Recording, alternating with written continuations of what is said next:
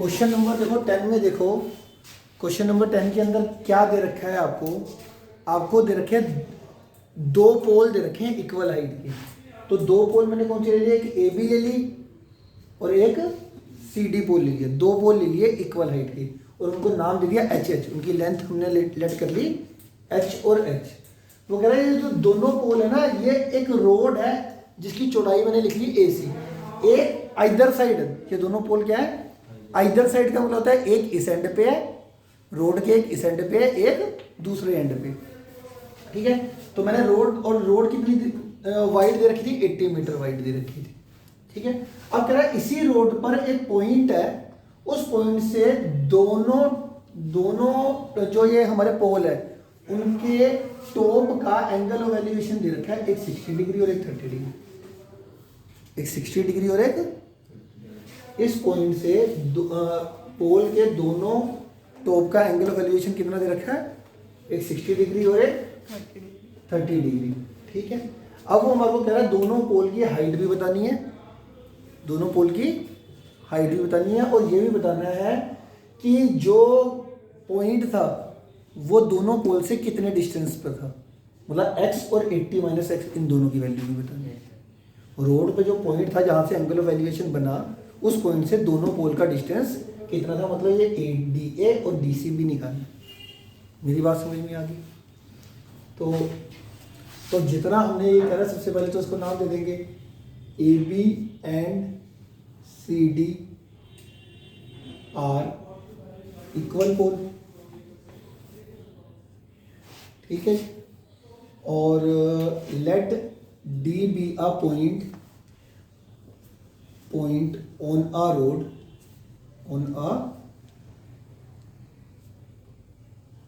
Road ठीक है, such that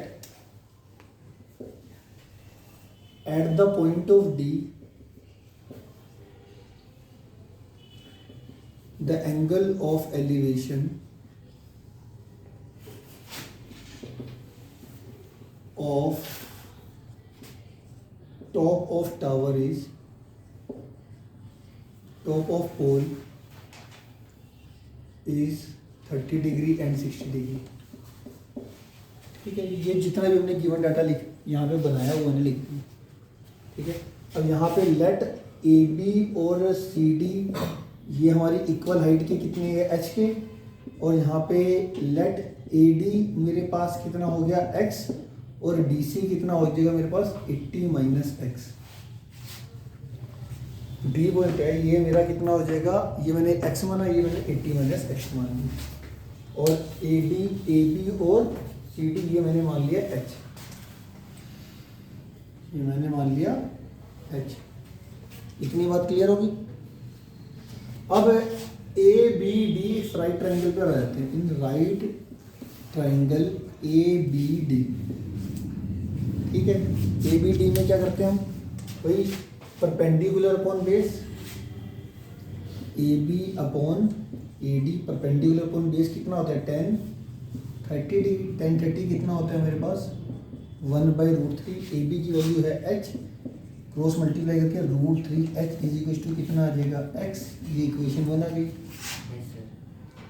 ठीक है, इसी तरीके से इन राइट ट्राइंगल, इसको नाम कोई और दे देते हैं, इसको नाम दे देते हैं एम का। ये नोटेशन चेंज कर लो।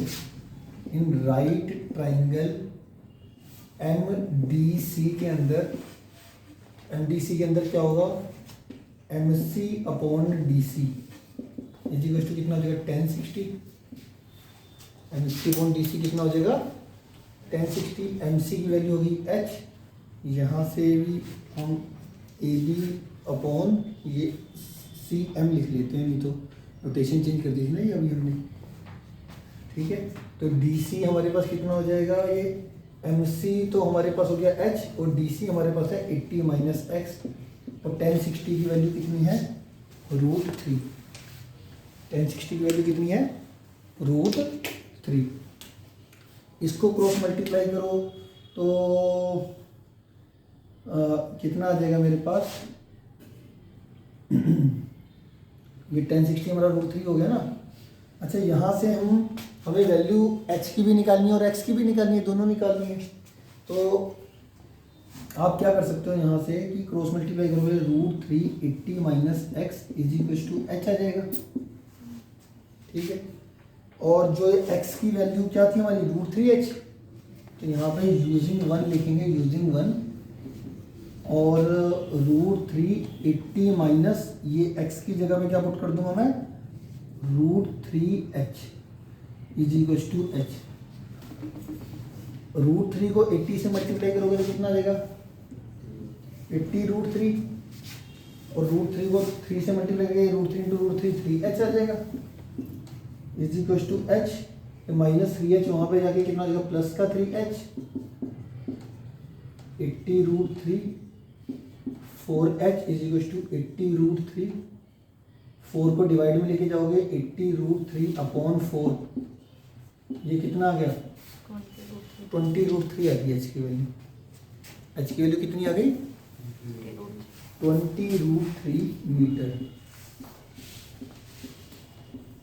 क्लियर है। अब एच की वैल्यू जो 20√3 मीटर है वो पुट कर दो इक्वेशन 1 में। अब क्या दो इक्वेशन थी ना, एक ये वाली एक ये वाली, 60 आ जाएगा। तो देयरफॉर फ्रॉम 1 से x की वैल्यू जो आई वो आई √3 इंटू 20√3, √3 इंटू √3 3 को 20 से मल्टीप्लाई करेंगे 60।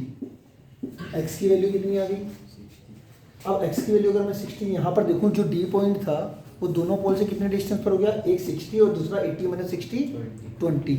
तो पॉइंट D पॉइंट दोनों पोल से 60 और 20 मीटर डिस्टेंस पर था, और हाइट इसकी कितनी थी, ये 20√3 मीटर। देयरफॉर इसके बाद इसका फाइनल मीनिंग लिखिए करो, therefore point distance of a point, distance of a point from both the pole are कितना था 80 and 20 मीटर, 60 and 20 80 और 60 and 20 20 60 और 20 60 metre and 20 metre, and height of pole कितना आ गया 20√3 height of pole is 20√3 metre. ठीक है जी, चलो क्वेश्चन नंबर 11 में अगर हम पढ़ें तो क्या कह रहा है, a TV tower stands vertically on the bank of canal. Canal पता है आपको क्या होती है, कैनाल क्या होती है, जोन सी, जैसे आप डीएवी रिवर साइड जो हमारा है उसके नीचे जो वो पानी बहता है ना, तो जो विड्थ के अंदर पानी बहता है, रिवर बहती है, वो कैनाल कंसीडर करते हैं उसको। समझ में आ रही है, इमेजिन कर पा रहे हो कैनाल क्या है, जिसमें पानी बह रहा है यार, एक बस सीधी सी बात है। कैनाल के एक एंड पे वो कहता है ये कैनाल होगी, इसका मतलब ये ए से लेके बी तक इतनी विड्थ में पानी जो बह रहा है, और ये कह रहा है टीवी टावर मैंने स्टैंड कर दिया, एक एंड पे क्या कर दिया, टीवी टावर वो कर दिया हमने stand vertically on the bank of a canal, canal के बैंक पे, कोने पे। From a point on the other bank directly opposite to the tower the angle of elevation of the top of the tower is 60। कह रहा अब इस canal का जो इसके अपोजिट जो दूसरे एंड पे पॉइंट है, जो कैनाल की दूसरा वाला जो बैंक है, उससे जो टॉप ऑफ टावर का एंगल ऑफ एलिवेशन है वो कितने का दे रखे, 60 डिग्री। कितना दे दिया 60 डिग्री। इसके बाद देखो क्या कह रहा है वो, इसके बाद उसने बोला कि ये 60 डिग्री आ गया आपका ए बी सी। इसके बाद पढ़ो क्या कह रहा है, from the another point 20 metre away from this point on the line joining this point to the foot of the tower the angle of elevation of the top of the tower is 30 degree. कह रहा और 20 metre अगर हम दूर चले जाते हैं, figure दे रखी है, फिर भी आप कभी कभार क्या होगा पेपर में फिगर नहीं दी होगी, क्वेश्चन को पढ़ पढ़ के भी हम इस पॉइंट से और अवे जाना है 20 मीटर। 20 मीटर ये डिस्टेंस पता चल गया। यहाँ से जो एंगल ऑफ एलिवेशन है इसका, अब वो 30 डिग्री। अब फाइनली वो हमसे क्या कह रहा है, विड्थ ऑफ कैनाल होता है ना, कैनाल की विड्थ तो यही थी ये भी। इस कैनाल के एक एंड पे तो टावर खड़ा था, दूसरे बैंक से हमने एंगल ऑफ एलिवेशन बनाया था, फिर 20 मीटर और अवे जाकर जो पॉइंट आया उससे एंगल ऑफ एलिवेशन बना। ठीक है, तो फाइनली मुझे क्या निकालनी है, ये लेंथ निकालनी है। इसको मैं एक्सलेट कर लेता हूँ, इसको हाइट को मैं एक्सलेट कर लेता हूँ। ठीक है, फिगर तैयार है, समझ में आ गई बात। इतना लिख लो बस। सबसे पहले let B C represent a tower.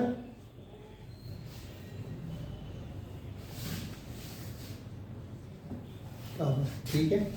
अब A B represent width of canal, जो हमें निकालना है। ठीक है, अब दो राइट ट्राइंगल है तो दोनों में परपेंडिकुलर अपॉन बेस, क्योंकि हाइपोटेन्यूज का कोई काम in right triangle C A B में C B upon A B is equals to कितना आ जाएगा, वही परपेंडिकुलर अपॉन बेस करा है मैंने। परपेंडिकुलर अपॉन बेस कितना होता है 10 एंगल 60, सी बी कितना है एच अपॉन एक्स, 10 60 कितना होता है हमारे पास √3। एच की वैल्यू आ जाएगी मेरे को √3x, इक्वेशन बना। आपने दो दो सी ली है। इसको हम डी नाम दे देते हैं।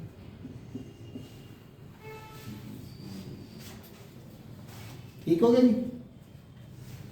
अब आ जाओ जी, इस ट्राइंगल, बड़ी वाली ट्राइंगल है, in right triangle C D B के अंदर, सी डी बी के अंदर यहाँ पे वही C B upon D B, C B upon D B को कितना हो परपेंडिकुलर अपॉन बेस 10 30 कितना है 1/√3। सी बी कितना है एच और डी बी कितना है 20 + x। ये कितना आएगा √3h = 20 + x, cross multiply. h की वैल्यू कितनी दे रखी है √3x, h की वैल्यू कितनी है, तो यूजिंग 1 करके h की वैल्यू यहाँ पे पुट कर दो, √3x 20 + x, √3 × √3 3x = 20 + x। x को एक तरफ ले जाओगे तो 3x - x = 20, और यहाँ से x की वैल्यू कितनी आ जाएगी 2x = 20, x की वैल्यू आ गई 10। x की वैल्यू 10 को पुट करेंगे इन 1 में, पुट इन 1 तो h की वैल्यू आ जाएगी 20√3 मीटर, ये भी मीटर। फिलहाल के लिए तुम्हारे को तो ये निकालना था, हाइट ऑफ टावर निकालनी नहीं थी, तो हमारा यहाँ पे एंड हो जाएगा। देयरफॉर सर निकालना है देखो विड्थ ऑफ कैनाल कितनी हो गई इस 10 मीटर, और हाइट ऑफ टावर कितना हो गया 20√3 मीटर। सर 10√3 नहीं होगा, सर 10√3 नहीं होगी हाइट, x की वैल्यू कितनी निकली 10। तो 10, अच्छा हाँ फिर करिए x की वैल्यू ये यहाँ पे हम ये यहाँ पे पुट करनी है ना, यहाँ पे x की वैल्यू कितनी 10 आई ना, तो 10√3 मीटर आ जाएगी। ठीक है जी। क्वेश्चन नंबर 12 के अंदर देखिए, from the top of a 7 metre high building, from लिखा है, from a top of a 7 metre high building the angle of elevation of the top of a cable tower is 60 degree. अब देखो building की height इसमें जरूर कम होगी, समझ में आ रहा है कैसे कह रहा है। देखो एक ये बिल्डिंग है, लेट कर लेते हैं ए बी जो कि 7 मीटर है। कह रहा है यहाँ से किसका टावर के टॉप का एंगल ऑफ एलिवेशन, मतलब ऊपर की तरफ जाएगा एंगल ऑफ एलिवेशन यहाँ, तो टावर की हाइट इसका मतलब बड़ी होगी, तभी यहाँ इस पॉइंट से टॉप ऑफ टावर का एंगल ऑफ एलिवेशन कितना दे दिया 60 डिग्री। तो यहाँ से ये हॉरिजॉन्टल लाइन और यहाँ से ये हॉरिजॉन्टल लाइन 60 डिग्री आ गया। ठीक है, और इसी पॉइंट से देखो क्या लिखा हुआ है इसके बाद, from the same point the angle of elevation of the tower 60 degree and the angle of depression of its foot. उसी सेम पॉइंट से कह रहा है कि जो हमारा बिल्डिंग का टॉप है उससे टावर के टॉप का एंगल ऑफ एलिवेशन 60 और टावर के बॉटम का उसी पॉइंट से एंगल ऑफ डिप्रेशन 30 डिग्री। अब कई बच्चे यहाँ पे एंगल बना देते, गलती बता दो। वर्टिकल लाइन के साथ तो बनेगा भी नहीं कभी एंगल, ये याद रखना हमेशा। हॉरिजॉन्टल लाइन पता है ना ये वाली होती है, तो लाइन ऑफ साइड का हॉरिजॉन्टल ये बन गया 30 डिग्री। वहाँ पे ई लेट ठीक हो गया, ये फिगर तैयार होगी, आपको समझ में आ गई। 30 की 45 45 है, 45। मेरी बात आपको समझ में आ गई है कि नहीं? ये आपको फिगर मिल गई। अब आपको निकालना क्या है इसमें? Finally determine the height of tower बताना है। ठीक है, सबसे पहले तो वही लैंग्वेज लिख लेते हैं हम। हमारा यहाँ पे क्या है, A let A B represent क्या कर रहा है, रिप्रेजेंट अ बिल्डिंग और C D represent a tower, A B represent a building, C D represent a tower. इतना लिख लेते हैं। अब आ जाते हैं जी, हमारे को ये 7 मीटर है तो ये भी कितना होगा 7 मीटर, सारे 90 बन रहे हैं ना। तो हमारा सिंस सीधा कर देंगे A B C, since A B E C is a rectangle therefore A B is equal to E C होगा, इज इक्वल टू 7 मीटर होगा। ये हमारा 7 मीटर हो गया। ठीक है, अब अगर ये इतनी लेंथ और पता चल जाए तो बात बन जाएगी, क्योंकि this plus this is equal to height of tower. अब इसको मैं एक्सलेट कर लेता हूँ और जो ये वाली डायमेंशन है इसको मैं वायलेट कर लेता हूँ। अब क्योंकि रेक्टेंगल है तो A B equal to E C equal to 7 भी हो गया और ए सी किसके बराबर होगा, बी ई के बराबर भी होगा। ए सी इक्वल टू बी ई, वो क्या लेट कर लिया हमने, लेट इट बी वाई, इसको वाई लेट कर लिया। और डी ई को हमने लेट क्या करा है, एक्स लेट कर लिया। सर स्क्वायर नहीं लग रहा है? लग रहा है क्या होता है, जो डायमेंशन हमें पता ही नहीं है वाली, अगर ये 7 होती तो हम स्क्वायर कहते हैं ना। डायग्राम तो मैंने बना दिया ना, और चौड़ा बना देता थोड़ा। तो 7 नहीं है। वही मैं कह रहा हूँ, अरे अभी तो ये लेंथ हमें पता नहीं ना। जब तक नहीं पता तो रेक्टेंगल तो पक्का है, रेक्टेंगल स्क्वायर तब बनेगा जब ये भी बराबर हो जाएगी। फिलहाल मुझे लेंथ पता नहीं, तो रेक्टेंगल तो पक्का है। ठीक है, ये डन हो गया। आगे चलते हैं।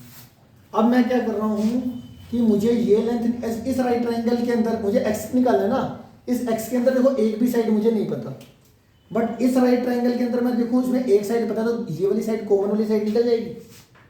फिर जैसी कॉमन वाली साइड निकलेगी तो इस वाली ट्रायंगल के अंदर मैं एक्स निकाल दूंगा। अगर ये वाली साइड पता चल जाए तो ये वाली साइड निकाल लोगे कि नहीं निकाल लोगे, इनको डिवाइड करके निकल जाएगी।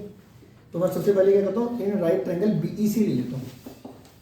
इन right triangle B E C में मेरे को एक साइड पता है तो दूसरी साइड में निकालूंगा। दूसरी साइड कौन सी निकालूंगा, जो दोनों राइट ट्रायंगल में कॉमन थी। इन राइट ट्रायंगल तो ये हमारा कितना दिया, परपेंडिकुलर सी ई, एंगल के सामने वाला परपेंडिकुलर ना, C E upon B E, perpendicular upon base कितना होता है 10 45, 10 45 कितना होता है 1 7 आ जाएगी सर। ठीक है, तो सी ई कितना था 7, बी ई तो बी ई रहेगा, क्रॉस मल्टीप्लाई करके बी ई की वैल्यू कितनी आ गई 7 मीटर। बी ई की वैल्यू कितनी आ गई 7 मीटर। ठीक है, अब अगली वाली ट्रायंगल ले लो। In right triangle B B E, तो B E upon B E, B E upon B E वो कितना हो जाएगा 10 60। अब बी ई कितना था हमारे पास 7, 10 60 कितना था √3, डी ई की वैल्यू कितनी आ जाएगी 7 √3 मीटर। और डी 7√3 आ गया, ये 7 था। तो हाइट ऑफ टावर किसको रिप्रेजेंट कर रहा है? हाइट ऑफ टावर था हमारा D C which is equal to C E plus E D.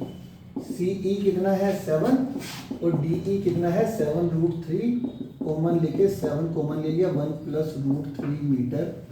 ये हमारा आंसर आ गया। कोई भी चीज़ जरा सी भी नहीं समझ में आई पूछ लो।